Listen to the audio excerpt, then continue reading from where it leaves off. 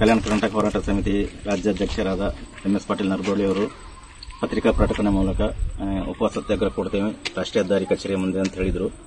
ಅದನ್ನು ನಾವು ಗಮನಿಸಿ ಪತ್ರಿಕೆಯಲ್ಲಿ ಆಮೇಲೆ ಅವರಿಗೆ ಸತ್ಯಾಗ್ರಹ ಮಾಡೋಕ್ಕೆ ಏನಂತೀರಿ ವಾಸ್ತವಾಂಶ ಏನಾದ ನೀವು ನಾವು ಆಲ್ರೆಡಿ ನಮ್ಮ ಕಚೇರಿಯಿಂದ ಆಮೇಲೆ ನಮ್ಮ ಮುಖ್ಯ ಇಂಜಿನಿಯರ್ ಕಚೇರಿಯಿಂದ ಗುತ್ತಿಗೆ ರದ್ದತಿ ಪ್ರಸ್ತಾವನೆ ಹಾಗೂ ಗುತ್ತಿಗೆದಾರರಿಗೆ ದಂಡ ವಿಧಿಸುವ ಪ್ರಸ್ತಾವನೆಯನ್ನು ಈಗಾಗಲೇ ನಾವು ಸರ್ಕಾರಕ್ಕೆ ಕಳಿಸಿದ್ದೀವಿ. ಸರ್ಕಾರ ಪರಿಶೀಲನೆ ಅಂತ ಹೇಳಿದೆ.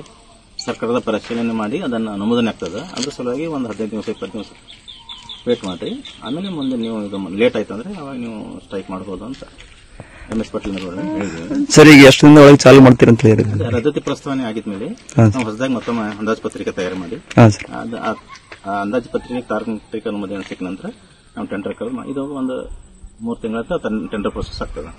ಸರ್, ಮೊದಲ ಗುತ್ತಿಗೆದಾರಿಗೆ ಇವರಿಗೆ ಏನಾಗುತ್ತೆ ಸರ್? ಅವರಿಗಂತೂ ರದ್ದತಿ ಪ್ರಸ್ತಾವನೆ ಅಂತ ಕಳಿಸ್ತೀವಿ ವಿತ್ ಪೆನಾಲ್ಟಿ, ದಂಡ ವಿಧಿಸುವ ಷರತ್ತಿನೊಂದಿಗೆ. ಅದು ಸರ್ಕಾರ ಏನು ನಿರ್ಧಾರ ತಗೋತಾರೆ ದಂಡದ ಮೇಲೆ ಅಥವಾ ಕಪ್ಪು ಸೇರಿಸೋದು ಸರ್ಕಾರ ಏನು ನಿರ್ಧಾರ ತಗೋತಾರೆ, ಸರ್ಕಾರ ಅದಾದ್ಮೇಲೆ ನಾವು ಆದೇಶ ಪಾಲನೆ ಮಾಡಬೇಕು.